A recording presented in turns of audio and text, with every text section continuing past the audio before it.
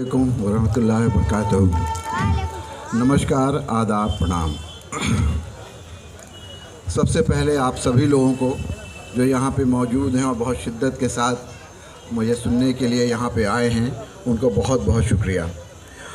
यहाँ का जो प्रोग्राम बना है वो सरताज साहब और सद्दाम इन लोगों ने मुझे अप्रोच किया, मुझसे बातचीत की और हमेशा राब्ते में रहे। नबी करीम के बहुत सारे लोग और कोरोना के ज़माने में भी बहुत सारे लोग मेरे राब्ते में रहे। जिन तक मैं पहुंच पाया उन लोगों की मैंने अपनी हस्ब ज़रूरत और हस्ब हैसियत मैंने मदद भी की।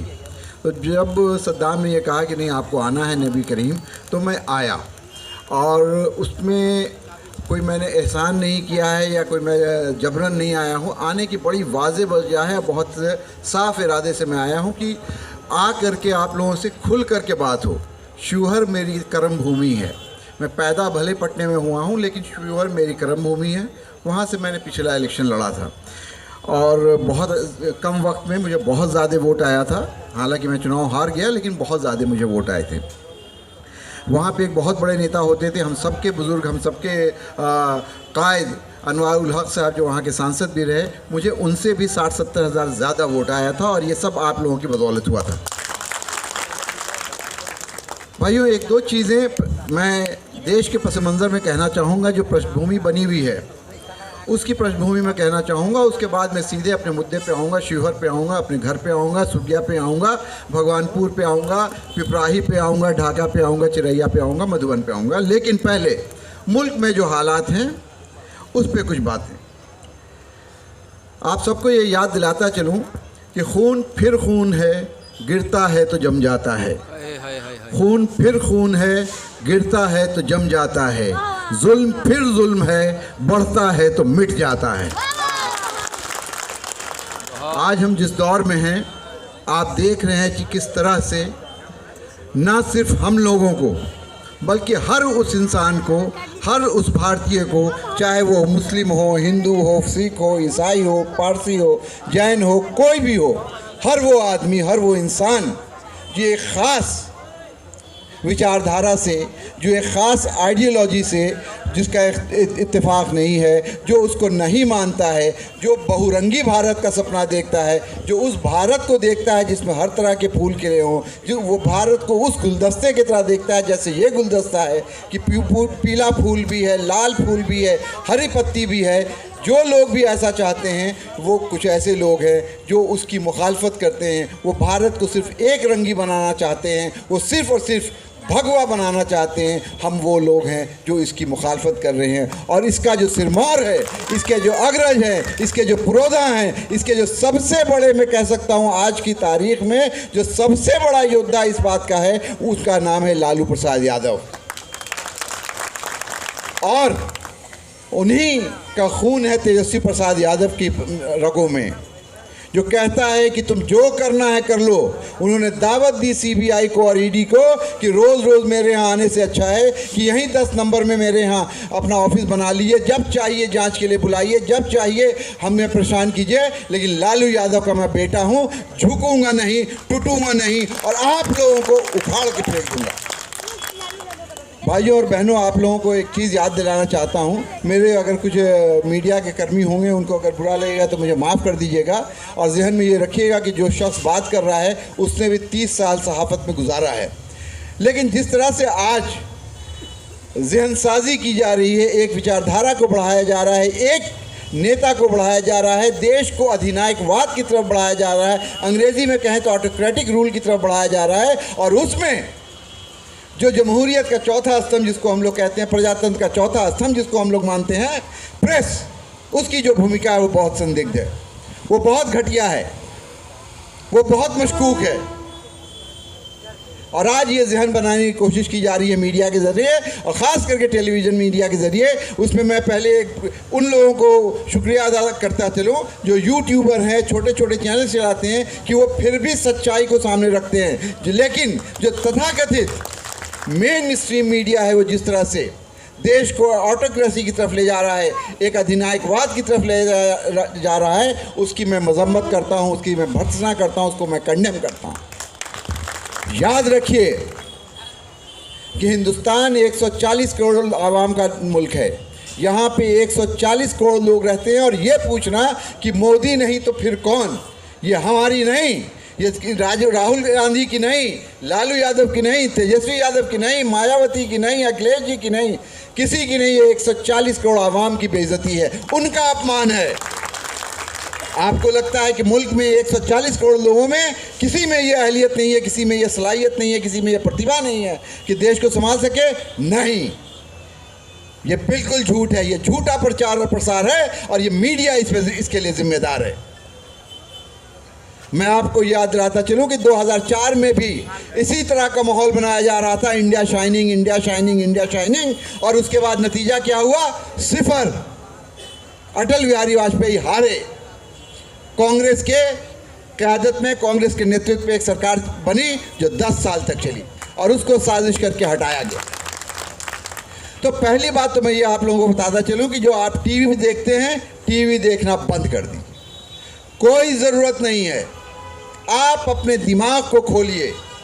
टीवी के सामने आँख खोलने से और कान खोलने से अच्छा है कि आप अपने जहनों को खोलिए। अपनी सारी जो आपके अंदर तवानाई है, आपके अंदर जो भी हिम्मत है, जसारत है, बशारत है, जो आपके अंदर ताकत है, उसको देखिए, समझिए, परखिए और सोचिए कि क्या जो दिखाया और बताया जा रहा है वो सच है या झूठ है। झूठ है। आजकल तेज़ी से टेलीविज़न पर यह चल रहा है कि अब की बार 400 पार। मेरे भाइयों, इससे बड़ा झूठ और कुछ नहीं हो सकता है। ये वर्गलाने के लिए कहा जा रहा है, ये आपको ये बताने के लिए कहा जा रहा है कि भाई जो थोड़ा हल्के ईमान के हैं, जो थोड़ा सा मशकूक है, जो थोड़ा सा डरे सहमे कि क्या होगा नहीं होगा, उनको ये बताने की कोशिश की जा रही है कि अरे 400 तो आ ही रहा है। बंगाल गए थे, 200 पार, क्या हाल हुआ? अभी 6 महीने पहले की बात है। तो ये झूठ परोसा जा रहा है। और आपको मैं बताता चलूँ, मैं हिंदी पट्टी का रहने वाला हूँ, बिहार का। उत्तर प्रदेश से मेरा ख़ास नाता रहा है, दिल्ली में मैं रहता हूँ। हिंदी पट्टी बिहार से लेकर के अगर आप छत्तीसगढ़ तक चले जाइए तो पूरी की पूरी सीट, पूरी की पूरी भारतीय जनता पार्टी की जो ताकत है वो इन्हीं इलाकों में, साउथ में कहीं से इनको कोई सीट नहीं आती है। और अगर मैं बात करूं कि अगर मध्य प्रदेश में 29 सीट है तो 29 की 29 इनके पास है। राजस्थान में 25 सीट है तो 25 के 25 इनके पास है। बिहार में 40 सीट है तो 40 में 39 इनके पास है। तो सारी की सारी सीट इनके पास है, तो इनकी सीट बढ़नी कहाँ से है? क्या आपको लगता है? और उसके बाद इन सारे स्टेट्स में, इन सारे राज्यों में हिंदी हार्टलाइन जिसको हम लोग कहते हैं, हिंदी पट्टी जिसको कहते हैं, जो भारतीय जनता पार्टी का गढ़ माना जाता है, वहाँ से पूरी की पूरी सीट लाने के बाद भी ये 300 सीट के पास है, 303 सीटों पर हैं ये। तो अब इनको और कहाँ से 100 सीट आएगी? और याद रखिए कि ये कुदरत का निज़ाम है कि जो ऊपर जाता है उसको नीचे आना होता है। एक पोजीशन होती है जेनिथ पर जब कोई चीज़ पहुंचती है, जब उरूज पे पहुंचती है तो उसके बाद उसका ज़वाल होता है, उसके बाद वो ऊपर नहीं जाती है। तो ये जितना इनको लाना था वो ला चुके, अब इनके ज़वाल का वक्त आ गया है। क्या कोई मंतक ऐसी है, कोई ऐसा समीकरण है, कोई ऐसी बुद्धि है जो ये बता दे कि बिहार में 39 से ज़्यादा सीट इनको आ सकती है? इसलिए कि वहाँ तो 40 सीट ही है सिर्फ। क्या कोई ऐसा तरीका है कि राजस्थान में अगर 25 सीट है तो 25 से ज़्यादा ये ले आए? कोई सवाल ही नहीं उठता है। तो ये झूठ फैला रहे हैं, ये बताने की कोशिश कर रहे हैं कि नहीं साउथ से भी ले आएंगे, यहाँ से भी ले आएंगे, वहाँ से भी ले आएंगे। हकीकत ये है कि हम लोगों ने जब ये लूटपाट मचा रहे थे महाराष्ट्र में खरीद फरोख्त करके सरकार गिरा रहे थे, तो हमने इनके मुख्यमंत्री को अपने यहाँ बुला लिया।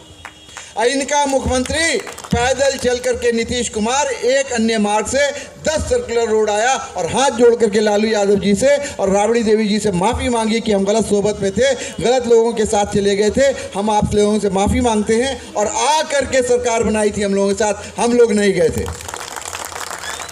इस बात का मैं शाहिद हूँ, गवाह हूँ। माफ़ी मांगी थी, हाथ जोड़ करके माफ़ी मांगी थी, गिड़गड़ा करके कहा था कि अब गलती हो गई, माफ़ कर दी, अगली बार नहीं करेंगे। हालांकि वो अगली बार फिर उन्होंने गलती दोहराई। इसकी कोई गारंटी नहीं है कि अगली बार फिर वो वापस ना चले आए। मैं ये कहना चाह रहा हूँ कि 40 की 40 सीट उन्होंने जीती थी बिहार में। मैं उनका झूठ, उनका जो पर्दाफाश करना चाह रहा हूँ कि बिहार में आज की तारीख में लालू यादव और तेजस्वी यादव की जो सबसे बड़ी उपलब्धि है, जो सबसे बड़ी देन है कि उत्तर प्रदेश में भारतीय जनता पार्टी अपने बलबूते पर जीत सकती है, मध्य प्रदेश में जीत सकती है, राजस्थान में जीत सकती है, छत्तीसगढ़ में जीत सकती है, लेकिन लालू यादव और तेजस्वी यादव ने ऐसी सिचुएशन पैदा कर दी है कि भारतीय जनता पार्टी अपने दम पे बिहार में एक सीट नहीं जीत सकती। और ये हकीकत है। जितनी सीट आई, जब आई, तो जब वो गठबंधन में रहे, चाहे नीतीश कुमार के साथ रहे हो, चाहे कुछ और हो। एक बात और आपको बता दूं, यहाँ पे ये कहा जाता है, मीडिया के ज़रिए बताने की और समझाने की कोशिश की जाती है कि सबसे ताकतवर, सबसे बलशाली 56 इंच की छाती वाले नेता हैं, इनसे बड़ा नेता तो कोई पैदा ही नहीं हुआ। भाई, अगर इतनी ही बड़ी ताकत है इनकी, इतने ही मकबूल हैं, इतने ही पॉपुलर हैं, इतने ही ज़्यादा वो आवाम में उनको चाहती है, जनता उनको चाहती है, तो 38 पार्टियों को साथ लेने की क्या ज़रूरत? आए अकेले आके फरियाले हम लोगों के साथ, हम लोग भी अकेले आते हैं मैदान में। आपके नबी करीम की इस पाक ज़मीन से मैं दावा करता हूं कि आके अकेले बिहार में राष्ट्रीय जनता दल के साथ लड़ लें और देखें कितनी सीट आती है इनको। इनका मामला वो है, हाथी के दांत खाने के और दिखाने के और। इन्होंने ऐसी ऐसी पार्टियों के अपने गठबंधन में रखा है जिसका एक एमएलए, जिसका एक काउंसलर, जिसका एक पार्षद, जिस पार्टी का दफ्तर तक नहीं है, उसको भी अपने यहाँ ले आए हैं कि चलो 4 वोट तो जोड़ेगा। एक एक वोट के लिए ये तरस रहे हैं और दावा बड़ा बड़ा है कि 400 पार। बस चले तो ये कहें 543 पार। झूठ बोलना है, जुमला बोलना है, कुछ भी कहना करो, लेकिन मेरे भाइयों, इनको ये अंदाज़ा नहीं है कि इस बार पाला पड़ा है लालू प्रसाद यादव से और तेजस्वी प्रसाद यादव से। आपको एक बात और याद दिलाऊं कि 1974 में जब इमरजेंसी लगी थी, तो ये बिहार की तारीख है कि वहाँ से एक बूढ़ा आदमी जिसका नाम था जयप्रकाश नारायण, उसने अलख उठाई थी, उसने आवाज़ लगाई थी और दिल्ली की सत्ता गिराई थी। इस बार एक 78 साल के बूढ़े लालू प्रसाद यादव ने वो अलम उठाया है, वो झंडा उठाया है, वो बिगुल उठाया है, और इस बार देखिएगा 2024 में ये जो सरकार है, निरंकुश सरकार है, वो दिल्ली से गिरेगी। बात करते हैं, जब भी बात कीजिए, देखिए, अगर मुझे कुछ कहना है, मैं ये कहूँगा कि मैंने ज़िंदगी में ये किया है, मेरी ये उपलब्धियाँ हैं, मैंने ये फूल यहाँ लाया, मैंने ये बोतल यहाँ रखी, मैंने ये चादर बिछाई, मैंने ये पर्दा लगवाया। इनसे पूछे क्या है तो कहेंगे नेहरू जी की वजह से। उनका बस चले तो हर चीज़ को, समुद्र में पानी कम है तो नेहरू की वजह से, रेलवे देर से चल रही है तो नेहरू की वजह से, और नेहरू जी की वजह से क्या क्या है उस पर आंख बंद कर लेते हैं। ये अलग बात है कि जब बीमार पड़ते हैं इनके लोग, तो उसी नेहरू के बनाए हुए हिंस में जाकर के इलाज करवाते हैं। भाई, एक बात और यहाँ पे वजाहत के साथ कहूँ, चूँकि मोती भाई यहाँ पे बैठे हुए हैं, कांग्रेस के बारे में भी बहुत सारी गलत बातें फैलाई जाती हैं। मैं ये नहीं कहता कि कांग्रेस से गलतियाँ नहीं हुई हैं, कांग्रेस से भी गलतियाँ हुई हैं, और हर पार्टी से होती है, हर नेता से होती है, मुझसे भी हुई होगी और आगे भी हो। लेकिन एक बात मैं आपको बताता चलूँ, और तारीख़ के उस दौर में लेकर के चलूँ जब देश का बंटवारा हुआ था, देश का विभाजन हुआ था। उस वक्त हालात ये थे कि यही हिंदू महासभा वाले लोग, यही खाकी चड्डी वाले लोग, इन लोगों ने देश में खाना जंगी फैलाई हुई थी, देश बुरी हालत में था, और उस वक्त ये नारा ये लोग देते थे कि तुमने अपने लिए मुल्क मांगा था, तुमने पाकिस्तान मांगा था, तुम पाकिस्तान चले जाओ, तुम अब ये हिंदुस्तान में क्या कर रहे हो। जबकि हकीकत ये है कि जिन्होंने पाकिस्तान मांगा था वो पाकिस्तान चले गए। हम लोग, जो लोग यहाँ बैठे हैं, उन्होंने पाकिस्तान की मुखालफत की थी, और हम लोग इसलिए आज भी यहाँ हैं। उस वक्त भी हम भारत के साथ थे और आज भी हम भारत के साथ हैं। और उस वक्त, उस दौर में, उस बुरे दौर में जिन लोगों ने हमारा साथ दिया, जिन लोगों ने हमारा हाथ थाम के रखा, वो कांग्रेस पार्टी थी और उसकी क़यादत थी। और कुछ नहीं भी हम माने तो इस बात को याद रखिएगा कि हिंदुस्तान के मुसलमानों को ये बात नहीं भूलनी चाहिए कि उस दौर में जब मुसलमानों का नाम लेना भी दुश्वार हो गया था, तो पंडित नेहरू हमारे साथ खड़े थे। तो ये एक बहुत बड़ी उपलब्धि है। और चूँकि यूपी से मेरा नाता रहा है, जब लोग यहाँ से मुंतकिल हो रहे थे, लोग यहाँ से जा रहे थे, तो यूपी से बहुत बड़ी तादाद में लोग पाकिस्तान चले गए, बंगाल से गए, यूपी से गए, बिहार से भी गए। तो ये भी याद रखिए, तारीख़ी बातें हैं कि हिंदुस्तान में जो मुसलमानों की जहनसाजी करने की जो ज़िम्मेदारी थी वो यूपी, बिहार और इधर के दिल्ली के मुसलमानों की थी, जिनका एक बहुत बड़ा तबका पाकिस्तान चला गया। और इसीलिए आज हम लोगों में लीडरशिप का फुकदान है, मुस्लिम लीडरशिप डेवलप नहीं कर पा रही है। इसलिए कि जो हमारा जो इंटेलिजेंसिया था, जो हमारा जो एकेडमिया था, हमारे जो बुद्धिजीवी वर्ग थे, वो बहुत बड़ी तादाद में वहाँ चले गए। तो वो कर्ब हम झेल रहे हैं। लेकिन उस दौर में भी देवबंद जैसे मदरसे थे, उनके लोग सामने आए, उन लोगों ने क़यादत की। बरेली के लोग सामने आए, उन्होंने क़यादत की। जो मुस्लिम दानिश्वर थे, चाहे मौलाना अबुल कलाम आज़ाद हों, चाहे जौहर बरदरान हों, इन सारे लोगों ने क़यादत की। और उन्हीं की हिकमत, उन्हीं की क़यादत, उन्हीं की सूझबूझ, उन्हीं की जसारत, उन्हीं की बशारत का नतीजा है कि आज हिंदुस्तान में 22 करोड़ मुसलमान रहता है। हमसे कोई, एक बार हम लोग ज़्यादातर टीवी डिबेट पे नहीं जाते हैं, एक बार मैं एक टीवी डिबेट पे चला गया, एक भाजपा के साथी ने बोला कि फैसल भाई कागज़ तैयार रखिए, उसका इशारा था CAA की तरफ, कागज़ तैयार रखिए। मैंने टीवी पे चैलेंज किया था कि मैं टीवी पे आपसे कह रहा हूँ कि मेरे दादा की तारीख़ तो हिंदुस्तान क्या पूरी दुनिया में एक बहुत मशहूर लाइब्रेरी है, खुदा बख्श लाइब्रेरी जो पटना में है, उसमें उनकी तारीख़ लिखी हुई है, वहाँ रखी हुई है, किताबें हैं, वो नदवा के पानी रहे हैं, मौलाना सैयद रियासत अली नदवी। और मेरे चचा बांग्लादेश की लड़ाई में भारत की तरफ से लड़े हैं। और मैंने उस टीवी डिबेट में कहा कि मैं चैलेंज करता हूं कि तुम्हें एक आदमी ला करके दिखाओ जो तुम्हारे ख़ानदान दर ख़ानदान में हिंदुस्तान की आज़ादी के लिए लड़ा। जाइए जाकर के इंडिया गेट पे देखिए मुसलमानों के नाम किस तरह से लिखे गए। जाइए जाके कारगिल की जंग में देखिए कितने मुसलमान हमारे नौजवान शहीद हुए, अगर ज़्यादा पुरानी बात नहीं करें। और ये हमसे पूछते हैं कि आप अपने भारतीय होने का, अपना हुब्बुल वतनी का सर्टिफिकेट दीजिए, आप देश से प्रेम करते हैं या नहीं करते हैं। हम वो देश से प्रेम करते हैं कि जो पहला सहाफ़ी था मीर अब्दुल बाकी, जिसको तोप के दहाने पर रख करके उड़ा दिया गया था, वो भी एक मुसलमान था। अंडमान के सेलुलर जेल से जहाँ एक बहुत बड़े नेता, जिनको ये लोग आजकल मानते हैं, स्वतंत्रता सेनानी मानते हैं, जिन्होंने खुद ही अपने नाम के आगे वीर लगा लिया, जब वो माफ़ीनामा लिख रहे थे तो सैकड़ों मुसलमान अंडमान के जेलों में बंद थे और कईयों की जानें वहाँ गई थी। हमने सर कटा दिया, हमने अपनी जान दे दी, हमने कुर्बानियाँ दी, लेकिन मुल्क की बका के साथ, मुल्क के साथ कभी गद्दारी नहीं की और उसका सौदा कभी नहीं किया। ये हमसे पूछेंगे ईमानदारी का सर्टिफिकेट। तो ये एक पस मंज़र चल रहा है पूरे मुल्क में। इसके लिए ख़बरदार रहना है। संविधान को बदलने की कोशिश की जा रही है। आपने सुना होगा कि पार्लियामेंट में खड़े होकर के ये कहा गया कि तीसरा जो दौर होगा हमारा, तो वो तारीख़ लिखी जाएगी और ऐसी चीज़ें होंगी जो आगे आने वाले 100 वर्षों तक हिंदुस्तान याद रखेगा। इरादा बिल्कुल साफ़ है, जो उनको करना है वो कर रहे हैं, धीरे धीरे ढके छिपे तरीके से।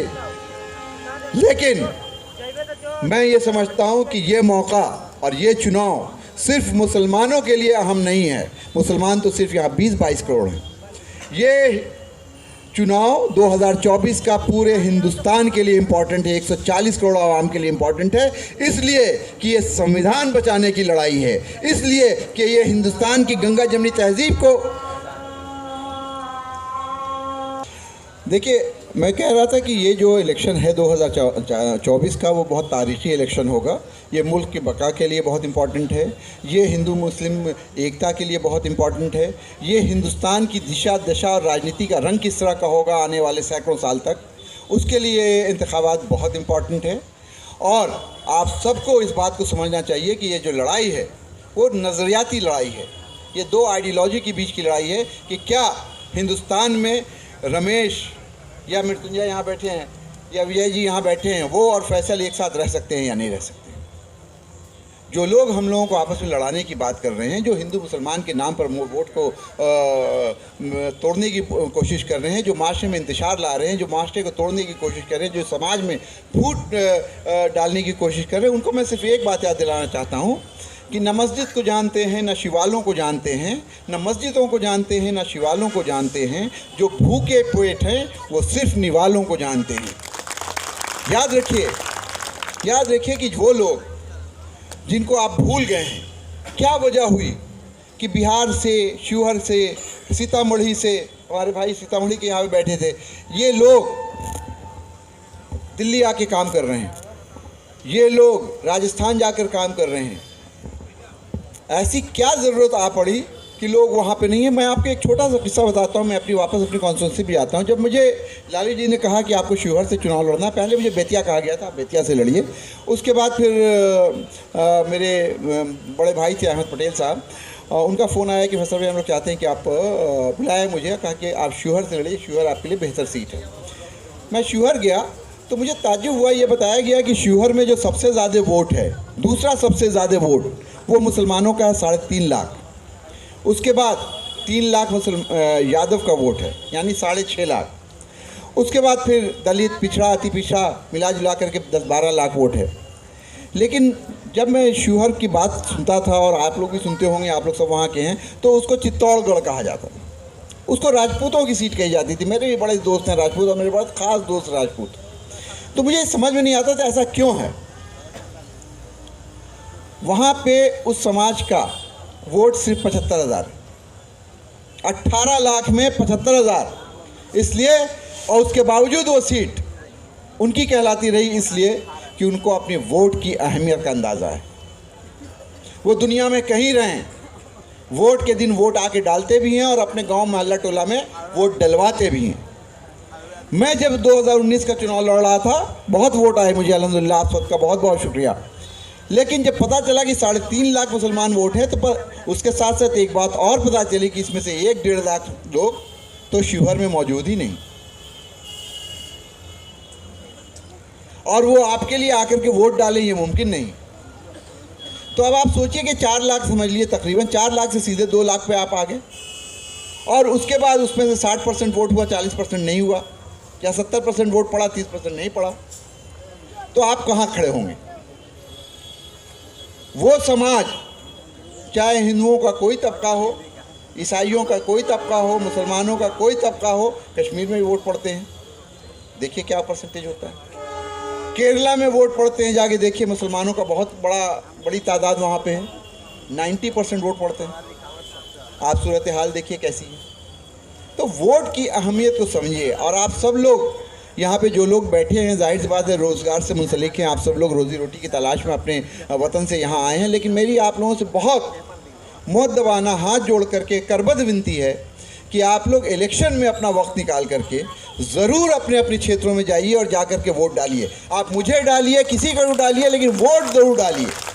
जिस दिन आपने अपने वोट की ताकत का अंदाज़ा लगा लिया, उस दिन फैसल अली के साथ साथ 10 और लोग पार्लियामेंट में खड़े होकर के आपकी आवाज़ उठा रहे होंगे। शिवहर 1995 में ज़िला बना है, आप सब लोग जानते हैं, और देश का वाहिद ज़िला है, अकेला ज़िला है जहाँ रेल नहीं है। शर्म की बात है, अफसोस की बात है, बहुत आश्चर्य की बात है। जब मैं वहाँ गया तो मुझे पता चला कि यहाँ कोई अच्छा कॉलेज नहीं है, अच्छा अस्पताल नहीं है। अगर पिपराही में किसी को कोई बीमार पड़ जाए तो सीधे लेके मुजफ्फरपुर भागो, या पटना भागो, या गोरखपुर जाओ, या दिल्ली आओ, यही हालत है। ये सूरत हाल है। वहाँ पे एक अच्छा पॉलिटेक्निक नहीं है, वहाँ पे एक अच्छा स्कूल नहीं है, वहाँ पे एक अच्छा अस्पताल नहीं है, वहाँ पे सड़कों की हालत जर्जर है। बेलवा का क्या हाल है आपको पता है। सारी, अभी मैं सुगिया गया हुआ था, हिरम्मा जाने वाला हूँ। सुगिया में पता चला कि पूरी की पूरी 20,000 की आबादी, बागमती नदी की धारा मोड़ी जा रही है, उसमें 20,000 लोग उजड़ रहे हैं। ये हालत है शिवहर में। बिहार को माना जाता है कि हिंदुस्तान का सबसे कम विकसित प्रदेश, उसमें भी जो सबसे कम विकसित ज़िला और संसदीय क्षेत्र है, उसका नाम है शिवहर। वहाँ के लोग, लेकिन ताज्जुब की बात यह है कि बड़े कामयाब हैं। बम्बई में जाइए तो बड़े बड़े आपको शेख मिल जाएंगे, आप दिल्ली में आइए तो बड़े बड़े सेठ आपको मिल जाएंगे, आप गुजरात जाइए। बहुत सा, मुझे कोरोना के पीरियड में गुजरात से शिवहर के लोगों का फ़ोन आता था, ढाका के लोगों का फ़ोन आता था, जिनको मैं मदद कर सका उनको की भी।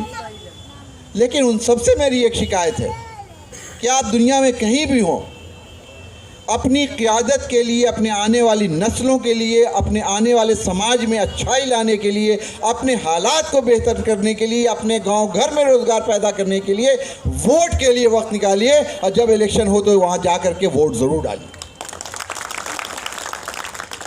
याद रखिए मेरे भाइयों कि मैं पिछली बार भी जब 2019 में शिवहर में मैं बात करता था, मैं हमेशा सबसे ये कहता था कि मैं, अल्लाह ताला ने अल्हम्दुलिल्लाह अल्हम्दुलिल्लाह अल्हम्दुलिल्लाह मुझे इस लायक बनाया है कि मुझे किसी चीज़ की ज़रूरत नहीं है। मैं घर पे रह कर के आराम से अपनी बाकी की ज़िंदगी, आधी से ज़्यादा ज़िंदगी 2 तिहाई गुजर गई है, और जो बची है 10-12 साल की ज़िंदगी वो घर में बैठ के गुजार सकता हूँ। लेकिन मैं सिर्फ़ और सिर्फ खिदमत के जज्बे से गया हूँ। शायद आप लोगों में से कुछ लोगों को पता हो कि हमारा जो इलाका बाढ़ का है, 2 साल पहले जब वहाँ बाढ़ आई तो मैंने अकेले वहाँ 90 नाव बांटी हैं। 90 नाव मैंने, चाहे जमुआ का इलाका हो, चाहे इधर ढाका का इलाका हो, चाहे इधर चिरैया का इलाका, 90 नाव आज भी मेरे नाम से वहाँ पे चल रही है। घाटों घाट पर मैंने नाम बांटी, और वही मैंने नारा दिया था कि लालू की नाव चली गाँव गाँव। मैं खिदमत के जज्बे से आया हूँ। मैं आप लोगों के सामने एक बार फिर कहता हूँ, मैंने शिवहर में ही बार बार कहा है, और अभी मैं जब शिवहर गया था कुछ दिनों पहले तो भी मैंने अपनी तकरीर में ये बात कही थी कि जो, अगर आप लोगों ने मुझे अपना नुमाइंदा बनाया, मैं जीत करके संसद पहुँचा, लोकसभा पहुँचा, तो जो मेरा 5 करोड़ का या 6 करोड़ का जो मेरा सालाना MP लैट का फंड आता है, उतना ही पैसा मैं अपने ज़रिए से डाल करके शिवहर का विकास करूँगा। जो सरकार से पैसा आएगा वो आएगा, मैं लेकिन उनके पैसे पे नहीं, अपने बलबूते पे, अपनी हैसियत से, अपने ज़राए से। चूँकि मैं दुनिया के 46 मुल्कों में रह करके मैंने काम किया है, मुझे मालूम है कॉर्पोरेट सोशल रिस्पॉन्सिबिलिटी के तहत जो फ़ंड आते हैं, बड़ी बड़ी कंपनियों से पैसा कैसे निकाला जा सकता है, और उन पैसों का इस्तेमाल किस तरह से करके अपने इलाके का भला किया जा सकता है, ये फैसल अली को मालूम है, और ये मैं कर सकता हूँ। अगर आप लोग जाते होंगे केरला, अगर आप लोग जाते होंगे कर्नाटका, अगर आप लोग जाते होंगे तमिलनाडु, तो आप लोगों को लगता होगा कि यहाँ इतनी खुशहाली कैसे है। क्या सब चीज़ सरकार कर रही है? नहीं, सरकार चाहे यहाँ की हो चाहे कहीं और की हो, एक ही तरह की है। उसका निज़ाम, उसके काम करने का तरीका एक ही तरह का होता है। लेकिन फ़र्क ये है कि वहाँ के जो नुमाइंदे हैं, वहाँ के जो MP हैं, वहाँ के जो MLAs हैं, उनको मालूम है कि बड़ी बड़ी कंपनीज़ के पास 5-5 हज़ार, 10-10 हज़ार करोड़ रुपया सोशल डेवलपमेंट के लिए होता है, जिस पे उनको टैक्स की छूट मिलती है। वो उस पैसे को ला करके अपने इलाके में लगवाते हैं और काम करते हैं, चाहे वो विप्रो हो, चाहे रिलायंस हो, या कोई कंपनी। लेकिन आपने कभी बिहार में देखा है कि कोई MP का, कोई MLA कॉरपोरेट का कोई पैसा ला करके किसी तरह का कोई नदी नाला ठीक करवाया हो? नहीं। मैं आप लोगों के साथ नबी करीम की ज़मीन पे खड़ा होकर के दावा कर रहा हूँ कि अगर इंशाअल्लाह ताला मैं वहाँ से जीता, शिवहर से इस बार मुझे टिकट मिला और मैं जीता, तो जो मैं अपना पैसा, MP लैट के बराबर का पैसा हर साल मैं शिवहर में खर्च करूँगा, उसके बावजूद 2 साल के अंदर शिवहर में मेडिकल कॉलेज बनवा कर रहूँगा। 2 साल के अंदर शिवहर में मेडिकल कॉलेज की नींव रखवाऊँगा, और शिवहर के 6 असेंबली हलके में, शिवहर, बेलसंड, रीगा, मधुबन, चिरैया और ढाका, हर में एक पॉलिटेक्निक बनेगा, ताकि हमारे बच्चे जो हुनर जानते हैं उनको हुनर सिखाया जा सके, उनको रोज़गार से जोड़ा जा सके। जितना जल्दी हो सकेगा, जब मैं मेडिकल कॉलेज की बात कर रहा हूँ तो उसके साथ अस्पताल खुद ही बन जाएगा।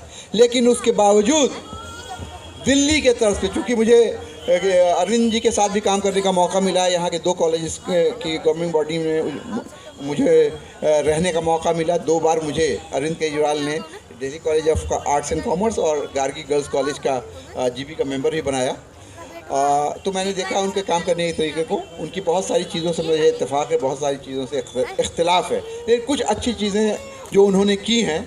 तो उसमें एक था मोहल्ला क्लिनिक, हालांकि आजकल शायद उसके हालात अच्छे नहीं हैं, लेकिन मैं ये कह रहा हूँ कि जो आइडिया था वो उस तरह की चीज़ें भी हम लोग कर सकते हैं। और मेरी इस सिलसिले में बातचीत कश्मीर की एक ऑर्गेनाइजेशन से चल रही है कि किस तरह से शिवहर के छोटे छोटे जगहों पे डॉक्टर मुहैया कराया जा सके और नर्स मुहैया कराया जा सके और जो आम दवाएं हैं उनको पहुंचाया जा सके। कुछ लोग बात करते हैं, अक्सर ये होता है कि भाई इनको क्यों वोट दें, ये तो वहाँ पटना के रहने वाले हैं, उनको वोट दो। मेरा सिर्फ एक कहना चाहता हूँ उन लोगों से, आप वोट उसको दीजिए जो आपकी कौम की क़यादत कर सकता हो। आप वोट उसको दीजिए जो आपके इलाके की भलाई कर सकता हो।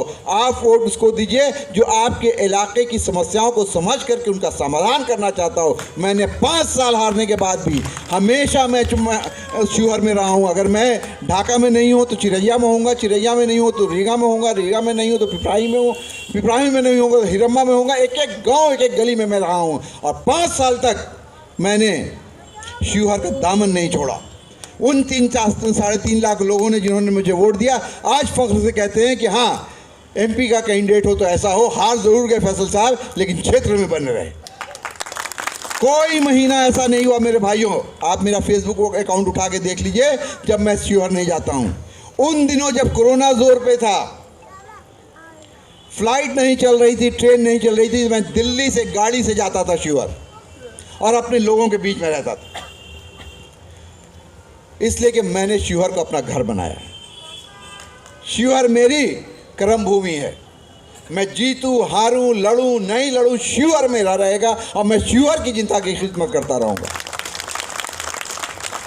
उन लोगों ने, जब मैं नया शिवहर गया 2019 में, लोग मुझे जानते नहीं थे, पहचानते नहीं थे, उस वक्त मुझे उन लोगों ने इतना वोट दिया, इतना प्यार दिया, इतनी मोहब्बत दी।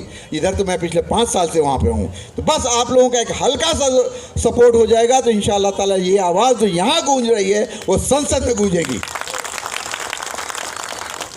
और ऐसे आदमी को भेजना सीखिए, चाहे हिंदुस्तान में कहीं भी हो। अभी मोदी साहब कह रहे थे कि इंडिया गठबंधन के लोगों को जिताइए। मैं पुरजोर अपील करता हूँ कि इंडिया गठबंधन के लोगों को जहाँ जहाँ आपके लोग हों वहाँ तक ये मैसेज पहुँचाइए, उनको जितवाइए। हाँ, ये ज़रूर ध्यान में रखिए कि बाखबर लोगों को भेजिए, बेखबर लोगों को नहीं।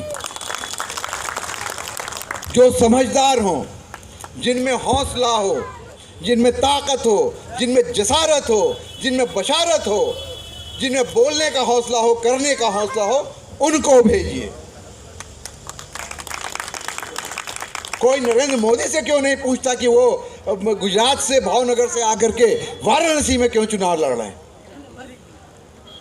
इसलिए कि हिंदुस्तान का आईन, हिंदुस्तान का संविधान हमको इसकी इजाज़त देता है कि आप कहीं से भी हिंदुस्तान में चुनाव लड़ें। और भाइयों, जब कोरोना में बाढ़ जब आई, आप यकीन कीजिए, आप लोग अगर चकिया के, अगर जमुआ के कोई हो तो वहाँ शमीम साहब मुखिया हुआ करते थे। उन्होंने मुझे फ़ोन किया कि यहाँ दोनों तरफ पानी ही पानी है फैसल भाई, आप किसी तरह से कुछ कीजिए। दूसरा कोई आदमी होता तो 10 बहाने करता। मैंने गाड़ी उठाई, अपने बेटा का, चलो।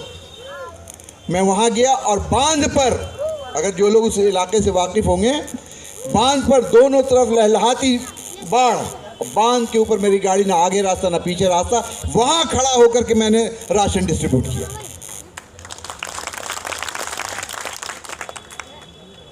तो सवाल ये है कि मैं वहाँ रहा हूँ, वहाँ के मसले को जान रहा हूँ, वहाँ की मुसीबतों को देख रहा हूँ, वहाँ किस तरह से एक 2-2, 3-3 नदी है जिस पे पुल नहीं है।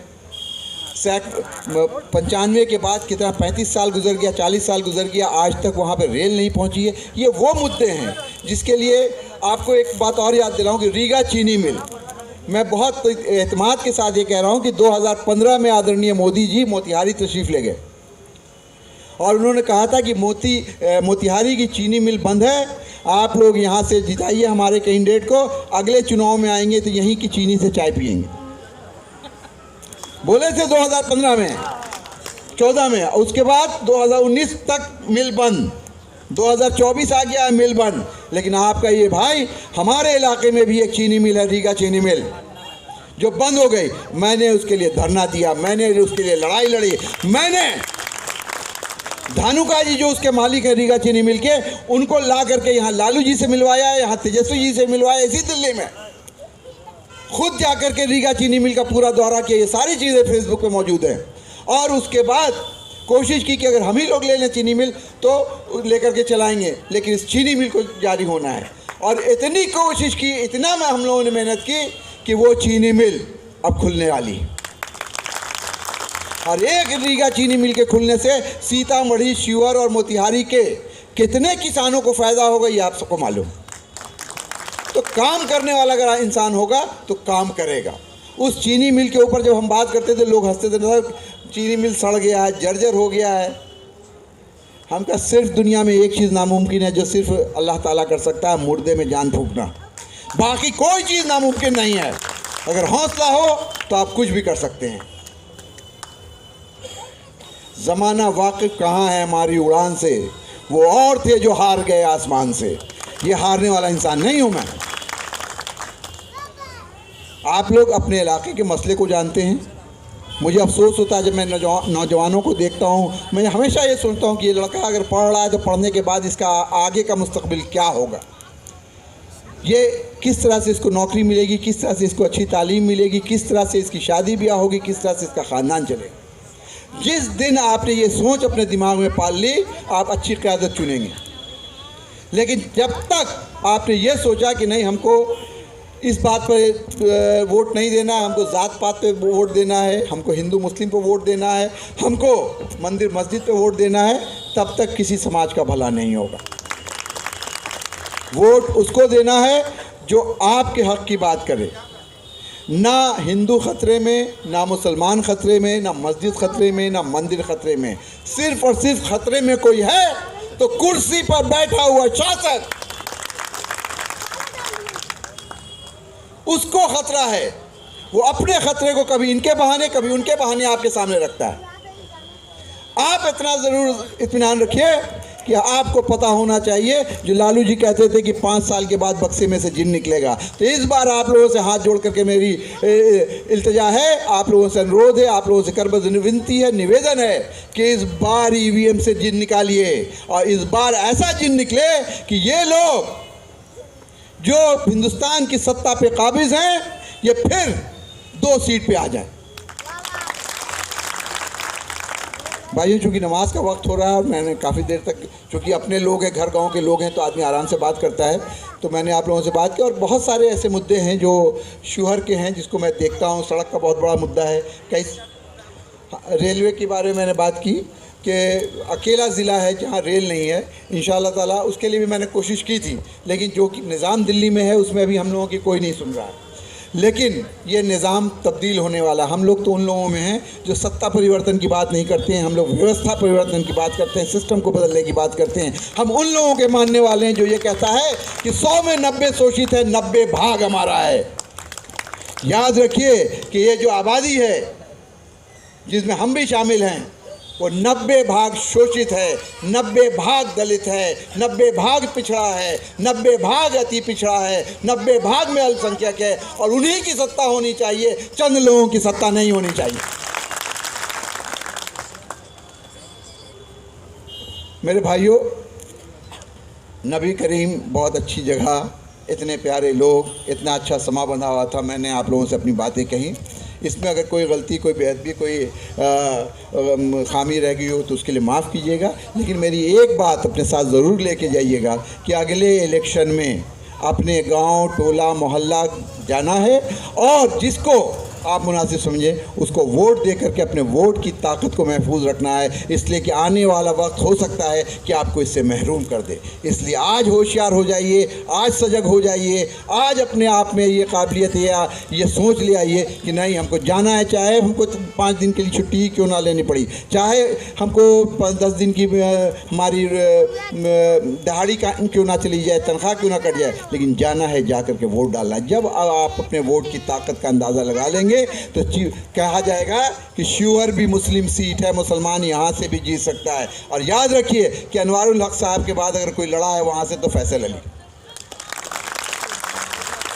और मैं आप लोगों के भरोसे पे, मेरे 1-2 चाहने वाले, मेरे मुस्लिम भाई बहन तो हैं ही, मेरे चाहने वाले इस तरह से के लोग हैं कि आप सोच नहीं सकते हैं। ऐसे ऐसे गांव से शिवहर के लोग फ़ोन करते हैं, कोई सिंह जी फ़ोन कर रहे हैं, कोई पांडे जी फ़ोन कर रहे हैं, कोई ठाकुर जी फ़ोन कर रहे हैं कि फैसल साहब आपकी बातों पे हमारा यकीन है, आपको वोट देंगे। भुबियारों का बहुत बड़ा गांव है वहाँ मुझे वोट पड़ा था। इसलिए कि उन कुछ लोग सोसाइटी में ऐसे होते हैं जिनको ये समझ में आता है कि हाँ इसको इसमें कुछ है, इसको दिया जाए वोट। तो अगर आप नहीं पहचानिएगा तो फिर क्या होगा। इसलिए आप लोगों से मेरी इल्तिजा है, मेरी अपील है कि आप लोग इस बार 2024 का इलेक्शन पूरे मुल्क के लिए बहुत अहम है, बहुत ज़रूरी है। संविधान बचाने की बात है, मुल्क को बचाने की बात है, मुल्क की गंगा जमनी तहजीब को बचाने की बात है। मुल्क में संविधान, जो संविधान मौजूदा संविधान वो रहेगा या नहीं रहेगा, उसको बचाने की बात है। मुल्क में हमारी सकाफ़त, हमारी जो तहजीब है, हमारा जो तमद्दुन है, हमारी जो तवानाई है, हमारी जो चीज़ें हैं वो महफूज रहेंगी या नहीं रहेंगी, इसकी लड़ाई है। मुल्क का मिजाज किस तरह का होगा 2024 ये तय करेगा। इसलिए इस इलेक्शन को हल्के में ना लें। इस इलेक्शन के बाद, और मैं आप लोगों को अपने हवाले से, अपने नेता तेजस्वी यादव के हवाले से ये यकीन दिला रहा हूँ कि दुनिया में कुछ हो जाए, हिंदुस्तान में कोई भी पार्टी, छोटी पार्टी का नेता ये नहीं कह सकता है कि भाजपा से हाथ नहीं मिलाया, भाजपा से अंडरस्टैंडिंग नहीं की है, सिवाय लालू प्रसाद यादव और तेजस्वी प्रसाद यादव के। मैं आपको एक छोटा सा किस्सा बताता हूँ। एम्स में लालू जी भर्ती थे, मैं रोज़ चूँकि उनके साथ होता था। तो एक दिन ऐसे ही एक साहब ने ऐसे कहा कि भाई कि काहे नहीं बीजेपी से बात कर लेते हैं, इतना तकलीफ़ में है। वो आदमी जिसकी किडनी दोनों ख़राब हो गई हो, जो एक तरह से समझिए कि डेथ बेड पे हो, उन्होंने मेरा हाथ ऐसे पकड़ा और कहा कि इस जन्म में तो नहीं। और उसके बाद लालू जी क्या कहते हैं कि तेजस्वी मेरा बेटा है, मरते मर जाएगा, बीजेपी से हाथ नहीं मिलाएगा। तो इस तरह का जिसका समर्पण हो, इस तरह का जिसका डेडिकेशन हो, उसकी तो ताकत बढ़ानी ही चाहिए मेरे भाइयों। और एक बात और आप लोगों को बता दूं कि कुछ लोग हम लोगों में से भी हैं जो हमारे और आपकी तरह दिखते हैं, वो हमारे वोट में सिंगमारी की भी कोशिश करेंगे। याद रखिए, ये हदीस भी है कि बहुत सारे मुनाफिकीन हम जैसे ही दिखते हैं, उनको भी पहचानने की कोशिश कीजिए और उनसे भी होशियार रहिएगा। हमारा साथ देने के लिए लालू प्रसाद यादव, तेजस्वी यादव, कांग्रेस के हमारे साथी, पूरा कांग्रेस का अमला, हम लोग इतनी बड़ी ताकत है बिहार में कि अगर सारा वोट हमारा पड़ जाए तो उनके पास वोट कहाँ है। 18% 16% तो खाली ज़्यादा मुसलमानों के, इतना बड़ा किसके पास वोट है। उसके बाद हमारे साथ अगले भी हैं, हमारे पास पिछड़े भी हैं, हमारे पास दलित भी हैं, हमारे पास महादलित भी हैं, सब वोट मिलता है। लालू प्रसाद यादव के बारे में लोग 10 तरह की बात कर सकते हैं, लेकिन मैं आप लोगों को एक बात याद दिला दूँ कि लालू प्रसाद यादव ने आपको या बिहार को स्वर्ग भले ना दिया हो, लेकिन स्वर दिया है, आवाज़ दी है, बोलने का हौसला दिया है। आज अगर फैसल अली यहाँ पे चिंगाड़ रहा है, हौसले से बात कर रहा है, तो कहीं ना कहीं इसमें लालू प्रसाद यादव की ताकत, उनका दिया हुआ हौसला शामिल है, तेजस्वी यादव का एतमाद शामिल है। और आप ये सोचिए, 2020 के इलेक्शन में ये कोरोना हुआ था, हम लोग कैंपेनिंग करते थे तेजस्वी जी के साथ कि एक अकेला 32 साल का नौजवान और सिर्फ एक हेलीकॉप्टर, और दूसरी तरफ से 32 हेलीकॉप्टर था भारतीय जनता पार्टी का, 32, और जितने बड़े बड़े गामा पहलवान उनके थे वो सारे बिहार में इन्होंने उतार दिए थे। उसके बावजूद भी जो सबसे बड़ी पार्टी बन करके आई वो राष्ट्रीय जनता दल तेजस्वी यादव ने था। तो हमने अपनी ताकत का अंदाज़ा वहाँ करवा दिया है। आज भी अगर नीतीश कुमार के साथ से ये हट जाए या गठबंधन से हट जाए तो इनका एक नेता अपने बलबूते पर इलेक्शन नहीं जीत सकता है। और तेजस्वी यादव की हैसियत और ताकत और हौसला ये है बिहार में कि अपने जीतता है, अपने बलबूते पे 80 एमएलए जिता के लाता है। तो उनका हाथ मजबूत कीजिए। ये लोग सेकुलर के आलमबरदार हैं, सेकुलरिज्म के बहुत बड़े स्तंभ हैं। इनका हौसला किए, हमारे और आपके हमदर्द हैं। मुल्क की एकजहती के लिए ये लोग लड़ रहे हैं और भोग रहे हैं। कितने बड़े बड़े गुनाहगार, कितने बड़े बड़े भ्रष्टाचारी आते हैं और मोदी जी की वॉशिंग मशीन में धुल के पाक साफ हो जाते हैं। किसी को जेल जाते हुए सुना है, किसी को इस तरह से फंसते हुए सुना है, किसी को इस तरह से तड़पते हुए देखा है जैसे लालू प्रसाद यादव उनके परिवार को किया जा रहा है, सिर्फ इसलिए कि उन्होंने अल्पसंख्यकों और पिछड़ों की बात की। जिस दिन ये नारा वो छोड़ दें उस दिन वो राजा हरिश्चंद्र हो जाएंगे।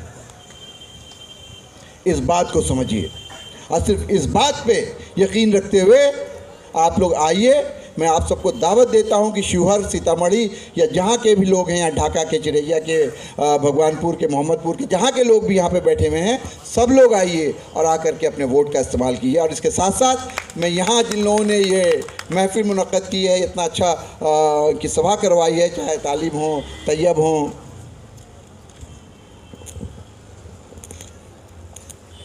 सद्दाम साहब हैं, तैयब साहब हैं, मोती भाई हैं, मुर्तज़ा हैं, कमाल हैं, विजय सिंह जी हैं, प्रमोद सिंह जी हैं, नौलेश सिंह जी हैं, महावीर यादव जी हैं, निराले आलम साहब हैं, और एजाज सिद्दीकी, अबू लैस, दुलारे साहब, नौशाद जी, मुन्ना भाई, सागर, सरताज आलम साहब, तोता भाई हमारे साथी बैठे हैं, और जो लोग भी यहाँ पर बैठे हैं, जो लोग भी यहाँ रामनगर के इस इलाके से आए हैं, उन सबका मैं तहे दिल से शुक्रिया अदा करना चाहता हूँ कि आप लोगों ने यहाँ पर मुझे आने का मौका दिया।